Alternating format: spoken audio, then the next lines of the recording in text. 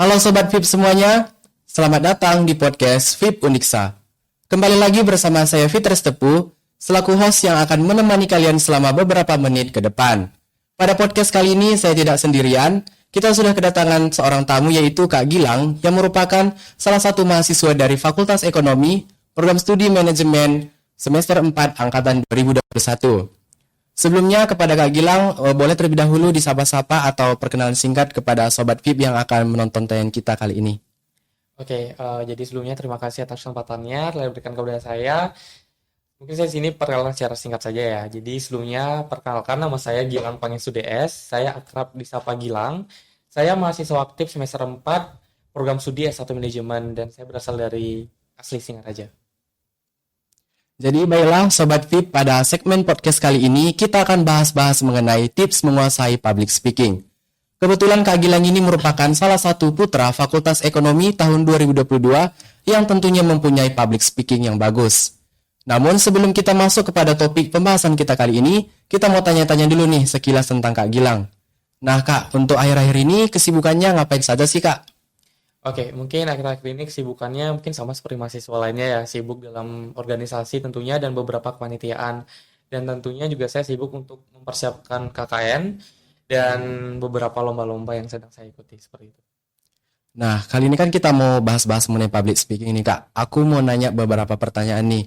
Yang pertama, tentang bagaimana kita itu berbicara depan umum. Nah, bagaimana sih strategi Kakak itu untuk bisa berbicara gitu di depan umum? Mungkin kan bagi banyak orang, kalau berbicara depan umum itu kan suatu hal yang sangat berat gitu. Tapi mungkin bagi kaum awam, mungkin itu suatu hal yang mudah gitu. Padahal kan itu sebenarnya bukan hal yang mudah gitu. Bagaimana sih strategi Kakak?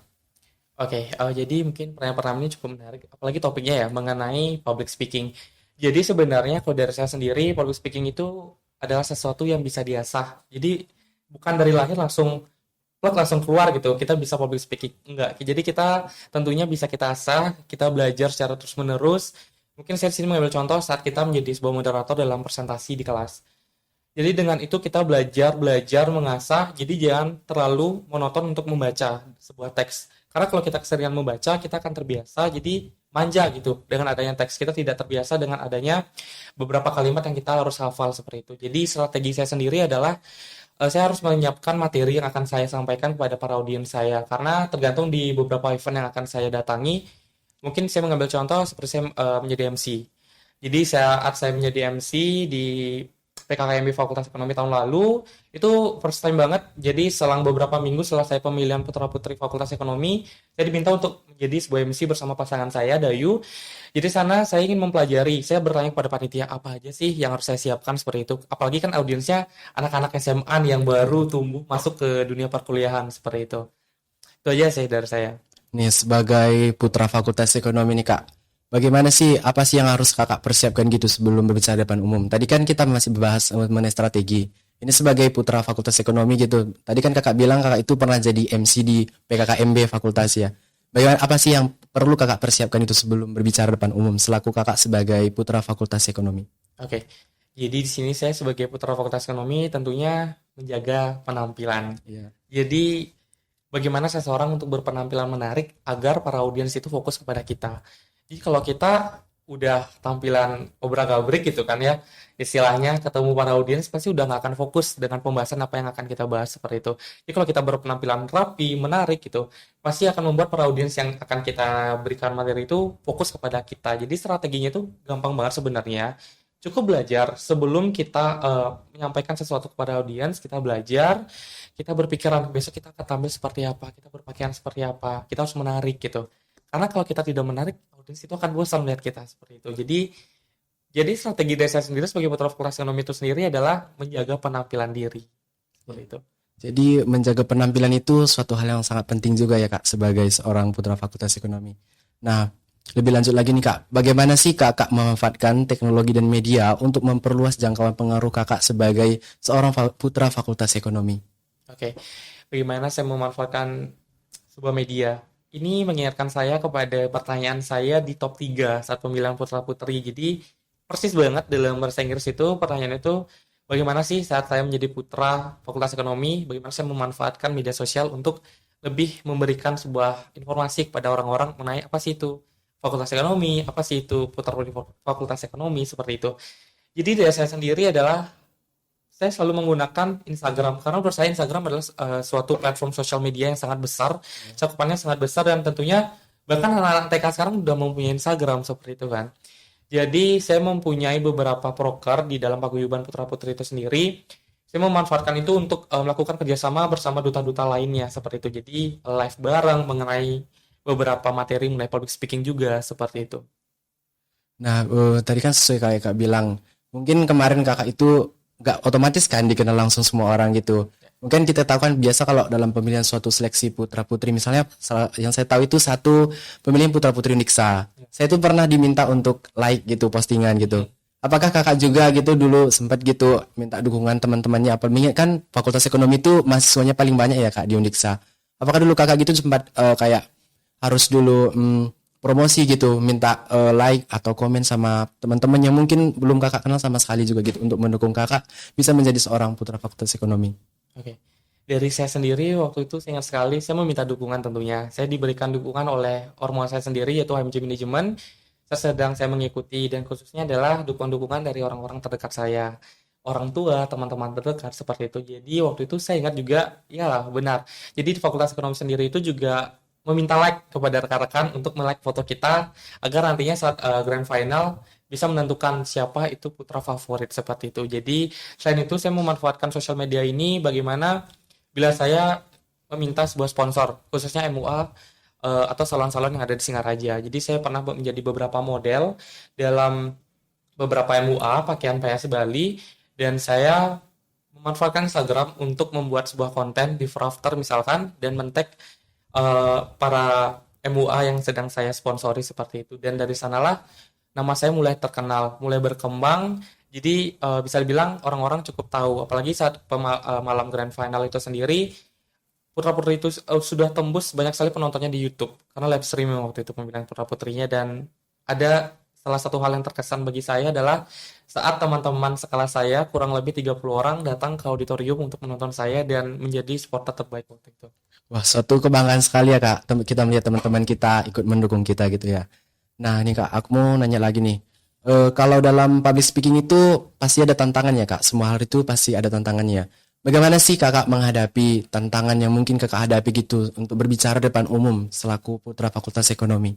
Oke, tantangan yang pertama adalah gugup. Pasti mungkin saya di sini juga sedang gugup ya. Iya. Jadi tidak menutup kemungkinan semua orang maupun yang udah pintar banget di public speaking pasti akan gugup gitu. Jadi tergantung pada audiens yang ingin saya sampaikan saat saya memberikan sebuah materi seperti itu. Kadang kalau saya menjadi sebuah MC tapi audiensnya itu kebanyakan orang tua, dosen-dosen itu sedikit canggung sekali karena mungkin jokes dari kita ataupun kata-kata dari kita itu sudah sedikit berbeda gitu. Jadi bisa menyesuaikan dengan umur yang sedang kita Yang sedang- hadapi seperti itu. Apakah kadang gitu Kak, kita kan selaku manusia normal-normal saja ya, kita kan kadang kondisi suasana hati atau mood itu kan sering mempengaruhi sesuatu gitu. Apakah dalam public speaking ini gitu Kak, kalau misalnya suasana hati kita itu kalau lagi galau atau lagi ada hal yang nggak mengenakan gitu, bagaimana sih Kakak cara mengatasinya seperti itu? Harus tetap profesional gitu, walaupun sedang mungkin banyak hal tekanan yang mungkin Kakak alami gitu.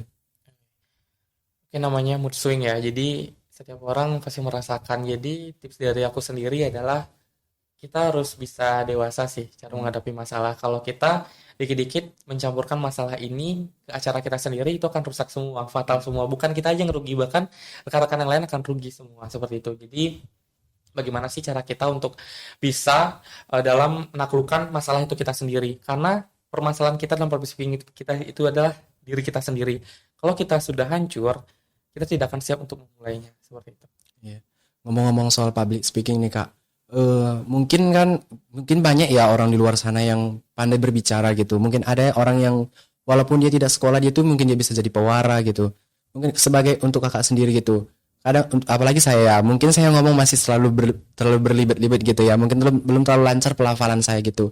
Bagaimana sih Kakak dulu bisa melatih gitu, bisa kayak percaya diri aja gitu. Kata-kata Kakak juga kayak nyerocos saja tuh keluar gitu, udah bisa lancar aja ngomongnya gitu Kak. Bagaimana sih Kakak dulu awalnya gitu melatih gitu? Apa sih yang mungkin Kakak atau Kakak ikutin tips atau apa gitu?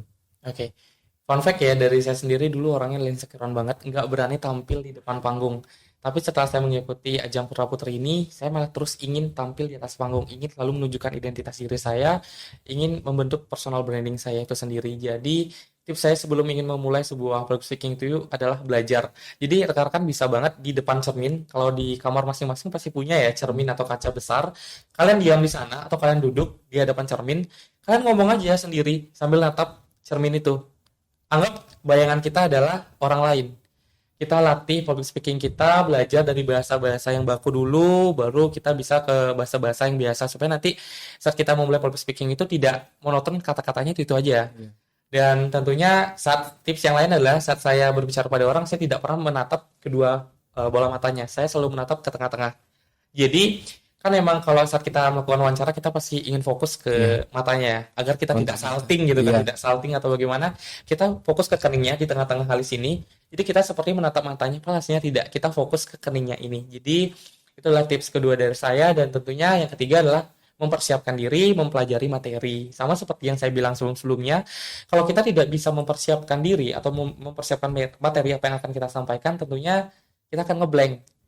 Dan yang keempat adalah saat kita gugup, pasti orang-orang sering bilang Iya. seperti itu kan ya Kak. Jadi adalah cara sendiri adalah memainkan anggota tubuh saya seperti tangan atau kaki. Jadi saat kita memainkan itu, kita bisa melempar pertanyaan itu balik kepada audiens kita. Misalkan kita memberikan materi mengenai public speaking. Jadi misalkan kita ngeblank tiba-tiba lupa materinya, kita bisa langsung lempar. Oh mungkin rekan-rekan ada yang tahu nih apa sih itu public speaking. Nah saat kita bertanya itu kita bisa berpikir apa yang akan ingin kita sampaikan nantinya supaya bisa tersusun satu persatu kalimatnya seperti itu. Nah setelah itu sudah kita mencari waktu beberapa detik mungkin untuk memikirkan itu, baru kita bisa menyampaikannya seperti itu. Jadi supaya tidak terlihat gugup, pasti orang-orang tremor ya. Apalagi orang-orang kebanyakan megang mic itu kayak gini. Itu monoton banget. Kita bisa megang satu aja, kita bisa bergerak tangan bagaimana kita bergerak, menunjuk saya dan lain sebagainya seperti itu. Iya, kalau ngomong-ngomong soal public speaking, masih seputar public speaking ya Kak. Itu tadi kan masih kayak latihan berbicara gitu. Mungkin Kak, ataukah ada gitu latihan fisiknya? Kan kita tahu sendiri kalau mungkin beberapa orang gitu di depan umum dia langsung gemeteran gitu, atau sampai keringat dingin, atau suasananya kayak jadi tiba-tiba panas semuanya kayak mau rasanya mau menghilang gitu. Gimana sih Kakak dulu awal-awalnya gitu? Apakah Kakak pernah merasakan hal itu gitu? Karena saya juga dulu pernah merasakan gitu. Kayak di depan umum itu kayak kita tuh kayak takut banget. Semua badan terasa panas. Kita itu udah kayak mau ngomong juga udah bahasa kita itu yang keluar itu bukan yang kita mau lagi gitu. Udah jadinya kita udah terlalu gimana gitu, udah jauh dari yang kita plan gitu kan. Jadi jadinya kita udah ngomong apa yang di pikiran kita gitu. Apakah Kakak dulu juga sempat ngalamin itu? Bagaimana sih caranya Kakak supaya dalam tadi kan melatih gerakannya gitu. Bagaimana Kakak sudah percaya diri nggak lagi gemeteran gitu di depan umum saat public speaking gitu? Oke. Persis, saya juga dulu pernah banget seperti itu. Jadi saat saya menyampaikan sebuah materi, apa yang ingin saya sampaikan dan apa yang sudah saya siapkan tidak sesuai dengan ekspektasi saya sebelumnya. Pasti pulang-pulang dari acara itu, saya ngedumel sendiri di jalan. Aduh, kok tadi nggak kayak gini sih ngomongnya? Kok tadi nggak bahas ini, kayak gitu. Jadi mungkin beberapa tips adalah pede aja dulu. Pede. Kalau kita udah nggak pede, kita tidak akan bisa menghadapi semua orang kayak gitu. Sama seperti tips-tips sebelumnya, jangan pernah menatap mata orang itu, pasti kita akan salting gitu kan. Apalagi orangnya salting-saltingan kan, lihat ditatap dikit udah Udah langsung baper gitu kan, udah langsung terbang gitu. Jangan, kalian fokus aja pada materi kalian, apa yang ingin kalian sampaikan. Jangan sampai terkecoh, apalagi ada yang ketawa, apalagi ada yang kayak teriak-teriak, jangan sampai terkecoh. Kalian fokus pada materi kalian dan apa yang ingin kalian sampaikan seperti itu. buat aku menarik banget nih yang tadi Kakak kasih tips yaitu jangan tatap kontak matanya gitu kan. Karena kan biasa kita itu kalau mau ngomong sama seseorang pasti matanya kita tatap gitu. Aku juga kayak dapat hal yang baru gitu barusan yang Kakak bilang gitu. Kalau kita itu berbicara depan umum biar nggak gugup jangan tatap matanya gitu. Karena kan mungkin kita kadang orang menertawakan kita itu kita langsung berpikiran negatif gitu. Mungkin dia itu kayak senang gitu kita langsung berpikir negatif. Oh aduh nanti aku pasti dibicarain nih dalam waktu yang lama gitu ya. Menarik banget sih tadi salah satu tips dari Kakak. Nah ngomong-ngomong yang selanjutnya lagi nih Kak. Bagaimana sih caranya untuk meningkatkan keterampilan dalam public speaking ini gitu Kak? Oke, meningkatkan keterampilan kita. Jadi seperti yang sebelumnya saya bilang, public speaking ini adalah hal basic yang bisa dipelajari dari awal, bahkan sampai nanti kita tua, kita bisa mempelajari public speaking ini karena bagaimana kita cara berbicara kepada orang, bagaimana kita berbicara terhadap orang-orang sekitar kita, dosen contohnya seperti itu. Karena kalau kita tidak bisa public speaking, bahkan nanti sampai di dunia kerja pun saat kalian wawancara itu akan ngeblank, bahkan Iya. sering ngeblank, bahkan lupa materinya apa. Jadi kalau kita sudah menguasai itu, kita akan gampang, apa yang akan kita mau, apa yang akan kita sampaikan akan di apa dilalui dengan baik seperti itu. Eh, Bisa bicara tentang hal itu ya Kak. Apakah mungkin ya kalau dalam melatih public speaking Kakak itu, apakah Kakak itu orangnya yang rajin membaca gitu atau mungkin punya kebiasaan literasi yang baik gitu atau Kakak itu sering kayak dengerin musik gitu kan. Musik kan juga kadang bisa buat kita kayak berbicara dengan fasih gitu. Terutama kan mungkin Kakak public speaking juga mungkin kemampuan bahasa Inggrisnya juga bagus ya. Apakah dengan hal tersebut juga bisa membantu kita gitu Kak meningkatkan keterampilan dalam public speaking gitu? Benar, saya memfollow beberapa akun di Instagram dan juga di TikTok tentunya mengenai orang-orang yang memberikan materi mengenai public speaking. Jadi saya belajar dari sana. Untuk membaca saya tidak terlalu, tapi saya memiliki beberapa buku mengenai public speaking yang saya beli sendiri di Gramedia atau di Shopee ada. Nah, tentunya juga saya mempelajari public speaking itu tidak hanya individu. Saya belajar dari orang lain. Saya belajar dari putra-putra sebelumnya, duta-duta sebelumnya.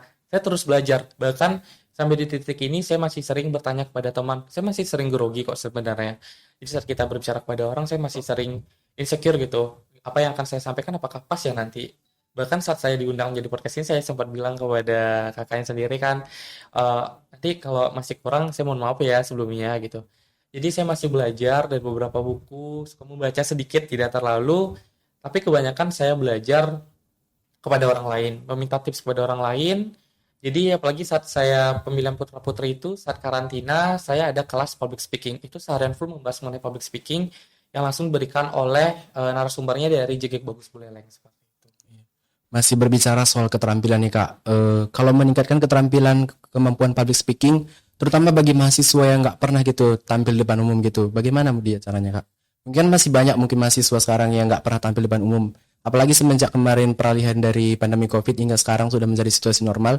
Mungkin kan banyak mahasiswa gitu yang nggak mau tergabung dalam organisasi gitu, lebih memilih kuliah pulang aja gitu. Bagaimana sih caranya gitu Kak? Oke, bagaimana cara memulainya ya? Ya, Saya cara bilang, memulai keterampilannya gitu. ya sama, belajar dari diri sendiri dulu. Kita belajar di hadapan kaca, kita berbicara kepada diri sendiri. Apa yang ingin kita sampaikan harus kita pelajari. Ya. Karena saya lagi dan lagi menyampaikan kalau kita tidak belajar kita tidak akan bisa karena keterampilan public speaking itu tidak ada dari lahir kita langsung bisa pasti dari basicnya dulu sampai kita bisa paling tingkat tertingginya mengenai public speaking seperti itu. Jadi public speaking itu adalah sesuatu hal yang emang penting zaman sekarang.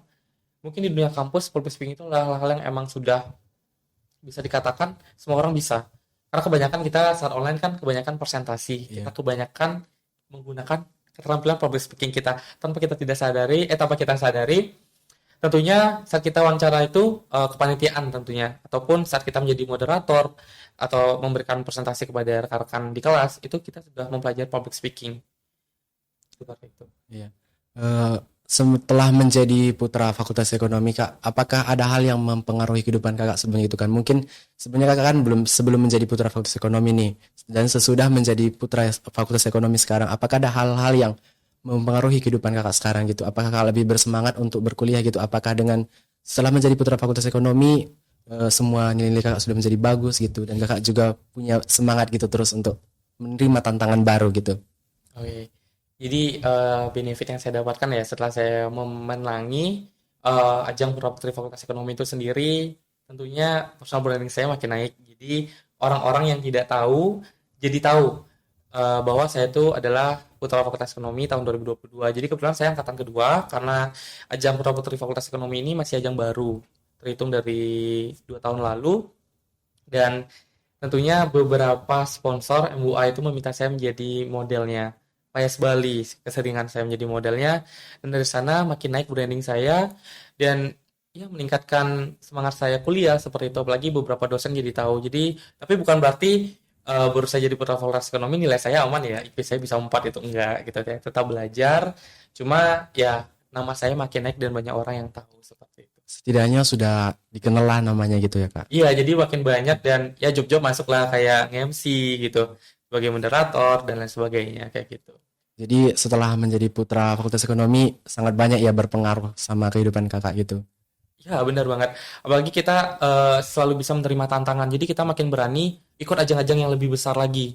Dan tentunya saat saya menang putra-putri Fakultas Ekonomi itu, saya ikut ajang yang lebih besar lagi. Jadi saya lebih belajar lebih banyak mengenai khususnya di perlombaan pageant-pageant seperti itu. Jadi intinya dari semuanya itu dari diri sendiri ya kak. Kalau dari diri sendiri juga nggak bisa, ya pasti nggak bisa ya. Iya, karena kalau kita tidak memulai dari sendiri kita nggak akan bisa. Pasti kita nunggu orang lain dulu nyuruh, ayo kita ngomong kayak gitu, kan nggak bisa. Karena tentunya public speaking itu selain kita belajar dari orang lain, kita harus belajar dari diri sendiri, dari individu kita. Kalau individu kita mau, pasti kita akan bisa. Kalau udah malas ya udah diem aja di rumah gitu kan. Nah masih berbicara tadi kan kak sempat singgung personal branding gitu. Em, Menurut kakak apakah public speaking perlu untuk personal branding gitu kak? Oke, sangat perlu kalau dari saya ya, karena personal branding itu sendiri adalah sesuatu yang emang penting untuk disampaikan pada rekan-rekan bagaimana kita memiliki personal branding yang bagus, memiliki value yang tinggi dan ingin dapat kita mudah itu mempercayai semua orang ataupun orang-orang sekitar kita untuk mempercayai kita sebagai rekan kerjanya atau partner kerjanya seperti itu. Aku mau nanya nih kak satu pertanyaan terakhir. Oke. Pertanyaan terakhir itu apakah apa cara atau tips yang bisa kita lakukan? Bagaimana caranya kita itu nggak demam panggung gitu ketika kita berdiri depan banyak orang gitu? Oke. Pertama, PD tentunya ya. PD itu penting. Jadi kalau kita nggak PD, kita nggak akan berani. Kita udah di depan kamera, udah nggak PD, udah demam panggung, udah tremor parah, udah kita akan cut gitu, udah mending kita keluar panggung gitu kan. Lalu yang kedua, banyak belajar. Banyak belajar dari orang lain, ataupun dari platform lainnya. Kan sekarang udah bisa bilang zaman now ya. Udah banyak akun-akun yang memberikan tips-tips belajar mengenai public speaking seperti itu. Yang ketiga adalah, ya saat kita menggunakan public speaking, gunakanlah gerak tubuh kita, tangan, kaki, dan lainnya untuk menghilangkan tremor yang ada di diri kita sendiri. Kayak gitu. Apalagi nih kak, aku kan sering buka TikTok gitu. Oke. Di TikTok juga aku mungkin sering lihat gitu orang public speaking gitu kan. Jadi kan kadang kita itu kayak pengen gitu seperti itu kan. Namun tadi yang kakak bilang kan harus terus belajar gitu. Kan kalau kita cuman mau aja tapi nggak ada usaha dan nggak ada gerak gitu, pasti nggak bisa juga ya kak. Oke, itu sih step by step ya. Iya. Kita kan nggak bisa mulai dari Langsung tahap ke atas gitu ya. Kita bisa belajar dari awal-awal, bisa dimulai dari kita saat kita menjadi moderator dan lain sebagainya kayak gitu. Jadi benar yang kakak bilang tadi, harus dari diri sendiri, kemauan. Tapi kalau nggak ada actionnya ya percuma. Kalau mau aja tapi nggak Nggak ada bergerak, urusannya. sama aja. Kalian bakal stuck di sana aja. Kalian tetap berada di zona nyaman kalian. Kita harus bisa keluar dari zona nyaman kita supaya kita bisa menggapai apa yang kita mau seperti itu. Nah, makasih banyak kak, udah banyak banget yang kita bahas dari tadi tentang public speaking. Baiklah, tidak terasa Sobat VIP Undiksa, kita sudah sampai pada akhir segmen podcast kita kali ini yang membahas mengenai tips menguasai public speaking. Sebelumnya, terima kasih banyak ya untuk Kak Gilang yang sudah banyak sekali berbagi informasi seputar public speaking. Semoga segala urusan kakak diperlancar dan kita doakan yang terbaik ya untuk kakak. Nah, baik, semoga tayangan podcast kita kali ini dapat bermanfaat bagi seluruh Sobat VIP Undiksa yang menonton, terkhususnya bagi mahasiswa teknologi pendidikan. Oke Sobat VIP, akhirnya saya Fitra Stepu, perwakilan dari kelompok 4 pamir undur diri. Sampai jumpa di podcast kita selanjutnya. Terima kasih dan salam harmoni.